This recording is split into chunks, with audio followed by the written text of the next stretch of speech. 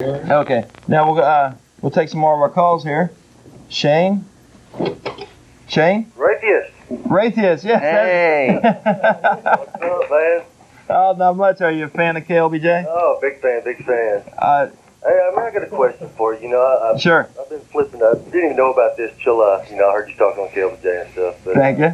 I was listening to this lady a while ago, and it seems to me that to each their own. If they want to believe in God, that's their decision. I mean, I believe in God. I'm a God-fearing man, and I don't want anybody putting me down for that, as well as I wouldn't want anybody putting you down for not believing in God. Excellent point. Do you think in your mind that it's wrong for somebody to preach to somebody else about God?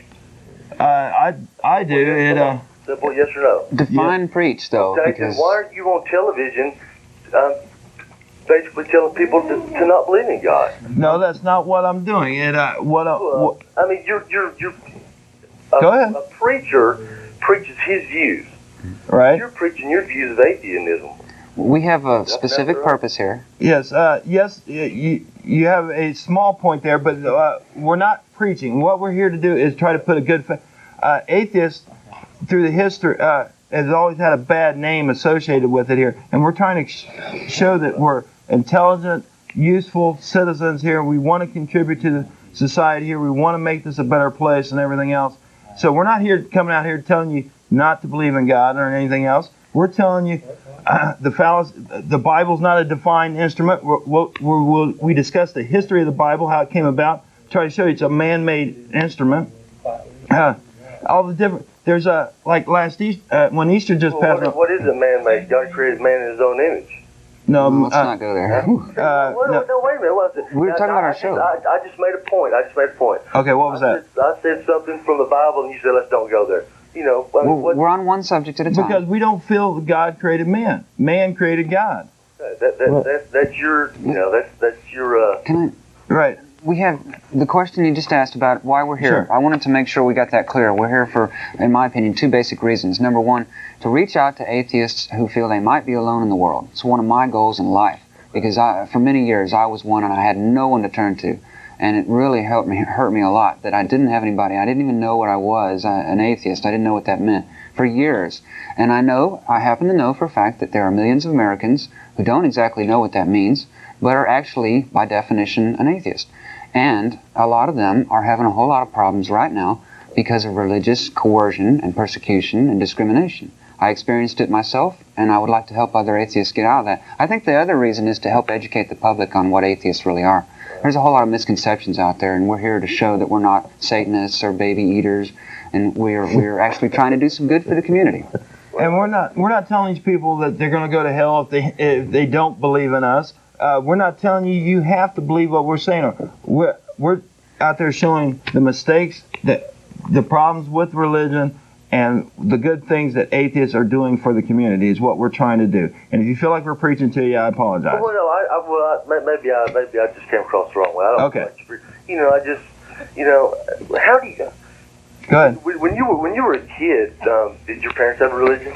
Yes, I was baptized in the Methodist Church.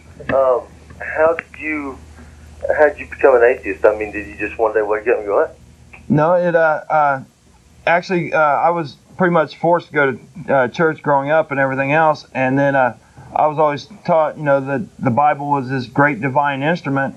And then once I started getting into junior high school, I started researching the history of the Bible and just kind of find out, hey, they're lying to me about that. What else? And then once you start doing the research on the Bible and finding all the contradictions that are in the Bible, then you find out, what a total mistake. It's hearsay on top of hearsay on top of hearsay that's been translated from 4 or 5 different. And every time it's been translated, it's been edited by a group of people and everything else. That's right.